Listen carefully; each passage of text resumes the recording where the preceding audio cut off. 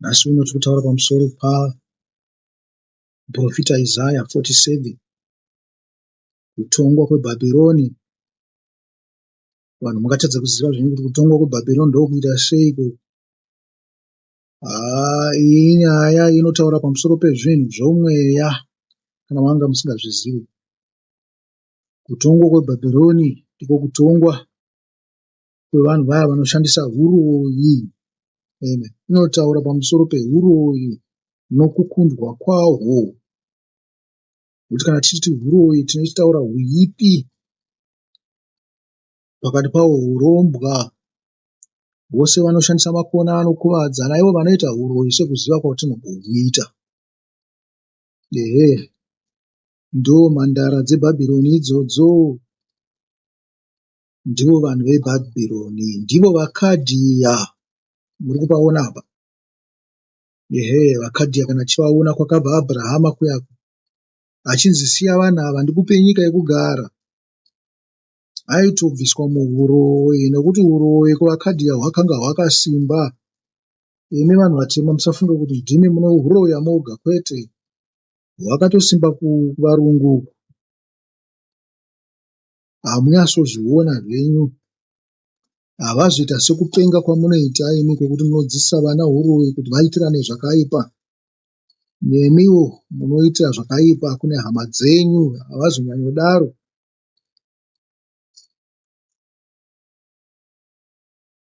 Imi huroyi hwenyu ndohwekuzviparadza chete.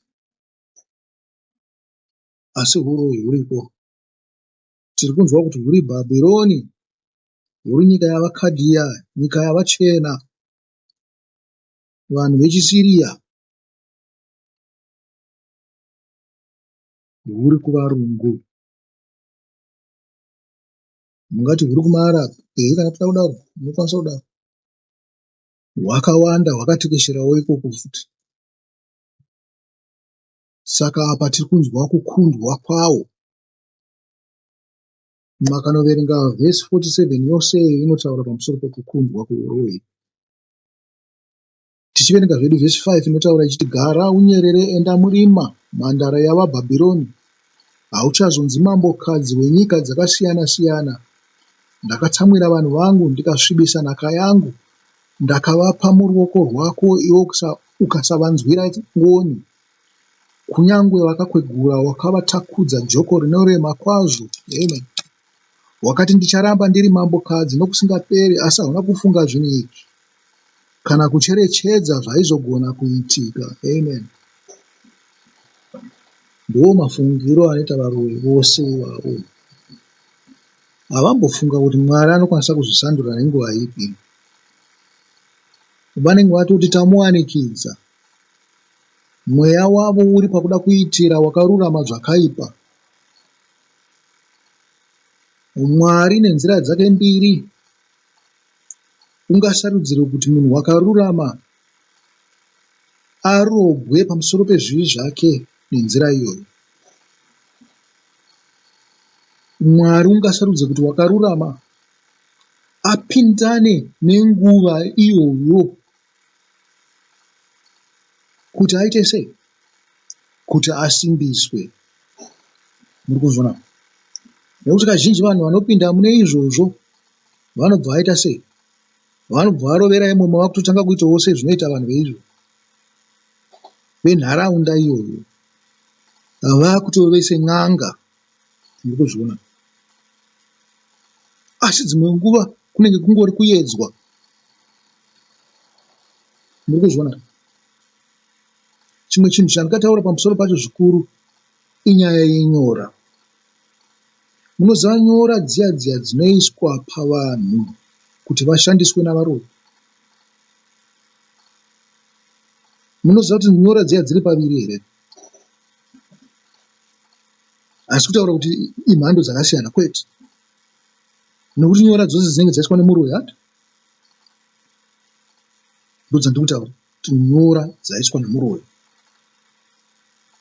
pauri kuti akuzvidze, akushandise, dzaiswa naSatani. Mukunzwa? Mavanga okurobwa muri kuona. Hadzidzi kushandiswa chete, mavanga anopupura kurobwa kwako. Handisi kuti kana munhu wese unofunga uneinyora uchafunga kuti pamberi paMwari uchanzonzi mavanga okurobwa kwako kwete.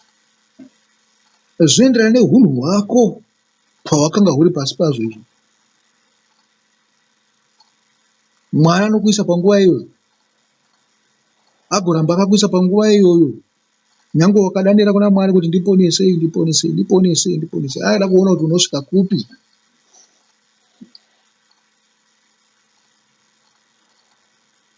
Uri panguva yekuedzwa.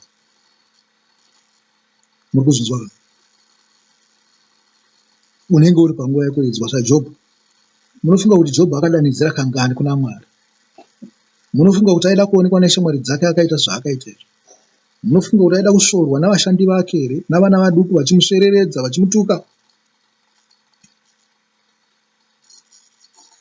Asi tinenge tichitoti wakatukwa. Naidzo shamwari dzake dzaitotaura kuti akatukwa munhu. Munhu akatadzira Mwari. Vaitaura nepavo vachitsinira uroyi hwavo, vakanga vasingataure nepaMwari. Nyora dziri paviri dzinopupura mavanga aishe wedu Jesu Kristu. Kurobwa kwake kuya dzai dzitori nyora dzawakaipa dziya. Kuzvizwa kwake, kubayirwa korona musoro, zvaitopupura uroyi zviya. Zvikanzi yakanga iri nguva yakaipa, yowakaipa. Hapasisina mutsauko pakati pemunhu amutora amuisa kuna Satani. Judas, muri kuzvinzwa? Judas ndiye akamuisa kuna Satani. Ndiye akamuisa kuvaprista vakuru. Vaprista vakuru vakamuisa kuna Pirato naHerodhi. Herodhi akavaisira navarwi kuti vamurove, vamuzvidze, vagomurovera pamuchinjikwa. Kubva paakabva pachidyo akapinda mumunda kunonamata. Murubanzwa, akapinda mumunda kunonamata. Asi mushure mezvo, paakangotanga chete kusangana naJudhasi navakanga vauya kuzomubata, akanga ave pasi peumambo hwaSatani. Mwari ndiye akanga aita sei? Azviita izvozvo. Haana kupinda pasi peHusatani nokuda kwohuipi hwake, kwete. Kwanga kuri kuda kwaMwari kuti agosvika nyangwe napakufa akamira pana Mwari. Kazhinji kana mapinda panguva yakadai, munowanzotambanudzira maoko enyu kune zvakaipa. Moenda kun'anga hanti, motsvaga vaprofita venhema. Asi kuda kunamata nokuda Mwari kuriko, hama dzangu. Kunyengetera uchirwisa zvinhu izvozvo kuriko. Mwari kana achida anozvibvisa pauri. Muruzwa? Zvasiyana nezvamunoudzwa kuvaprofita zvinzi, tsvagai mambotsvaga venyika mozouya kuvaprofita. Zvasiyana naizvozvo. Nekuti Ishe wedu Jesu Kristu paaifamba panyika, dai akatanga amuudza vane madhimoni kuti aiwa chimbotanga maenda kun'anga imi, mozouya kwandiri ndokurapai. Ungadai vakanga aiudza vakafa mitezo, mapofu, vakanga vasingakwanise kutaura, vakanga vaita sei, vasinganzwe, nyangwe navakafa. Ungadai akamboti aiwa chimbotanga mambonobviswa uroyi kun'anga.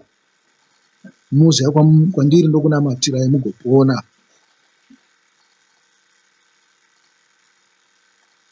Naizvozvo inzira yokuona kutenda kwenyu. Munoziva vamwe tinenge tichifunga kuti munotenda musingatendi. Naizvozvo kana muchienda zvenyu kwamunoenda ikoko hatikupei mhosva, murikuzwa, nokuti hamutendeka, muri kungoita zvinhu zvenyika. Ndo zvinongoita vanhu venyika izvozvo. Asi kana wakasimba muna Mwari, zvinogozha kuti ugotambanudzira maoko ako kune zvinhu zvakadaro, kuna vanhu vakadaro. Ungatosarudza kuzvirapa iwe pane kurapwa nemumwe munhu. Uri kuzvinzwa? Kana pasina munhu waMwari chaiye waunoziva, haungamboda kurapwa. Unofa zvako nazvo. Ishe wedu Jesu Kristu haana kuzofa zvinhu zvanaka. Wakafa achiri kurwadziwa, achiri kumanikidzwa, achiri kutambudzwa, achiri kutukwa, achiri kuzvidzwa. Wakafa achiri pamuchinjikwa. Wakatakura zvivi zvedu. Wakatakura mavanga edu atakaisa paari. Nekuti vakuru venyu vanoti chakupa ronda, chakupa nhunzi kuti dzikudye.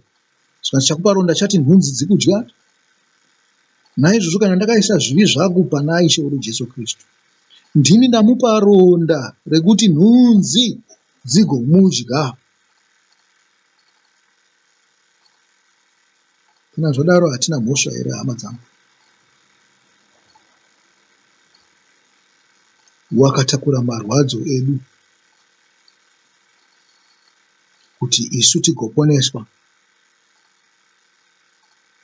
Haana kutsvaga kutsiva kuti akomana nazvo ndazorohwa kudai daina mbumurai zvakaipa nokuti asingazivi kuti zvinorwadza kudai. Kwete, wakaramba akashinga kusvikira pakufa.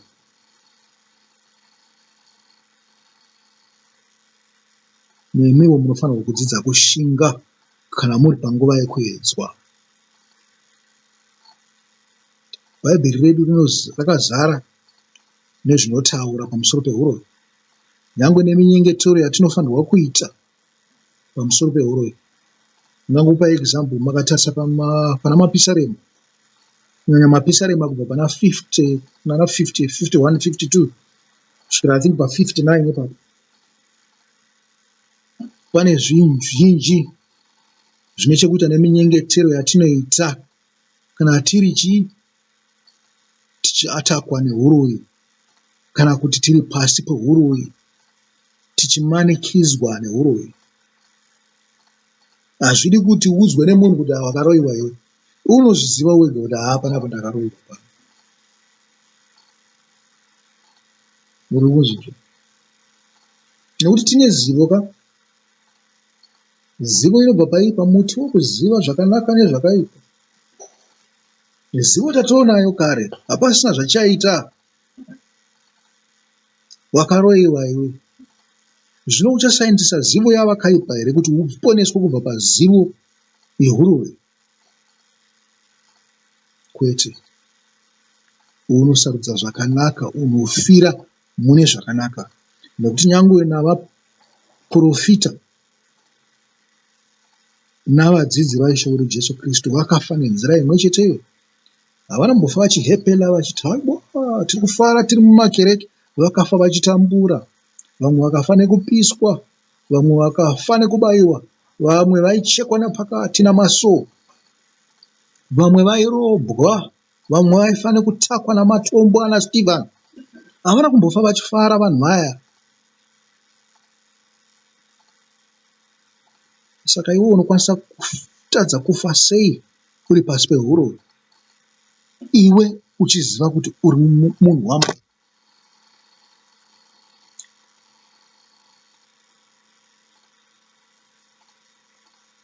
Unofanirwa kutsungirira pakutenda napakunamata zviri kuna Mwari kuti azvibvise pauri, kwete iwe kuti utange wambonotsvagana nezveuroi izvi. nekuti dai zvainzwaro nyangwe ana Stephen dai vasina kufa nekuti hapana mabwe, nana Peter dai vanga vasina kufa, nana Pauro vangadai vasina kufa nenzira yemafiro avakafira iwawo ekutambudzika. Dai vakazofa zvavo vakazorora vakagara zvakanaka.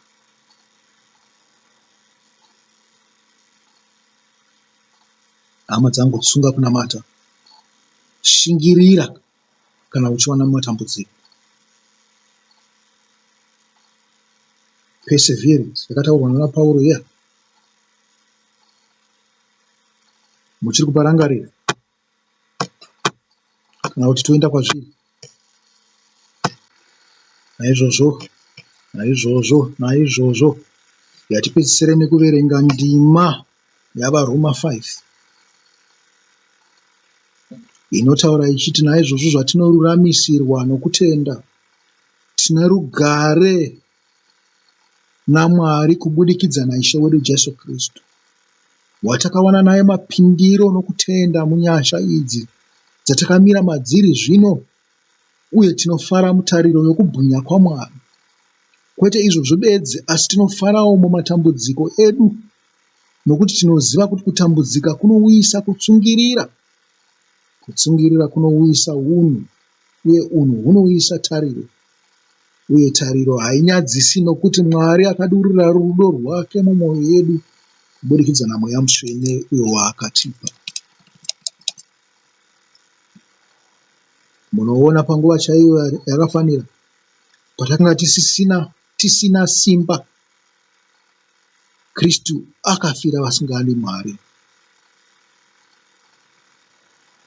Hazviwanzoitika kuti munhu afira akarurama, kunyange zvazvo munhu angaedza kufira munhu akanaka,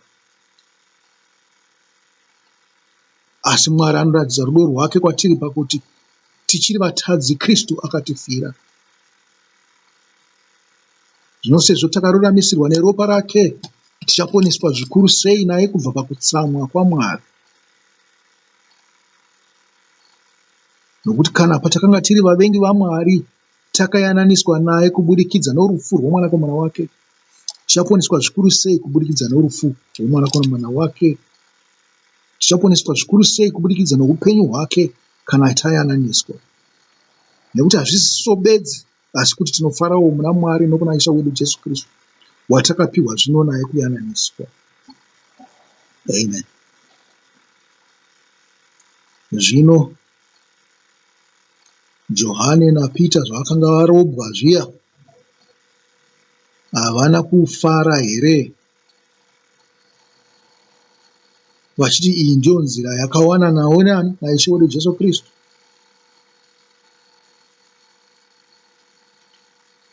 Kana Ishe wedu wakatambudzika, isu tinoregerera sei kutambudzika?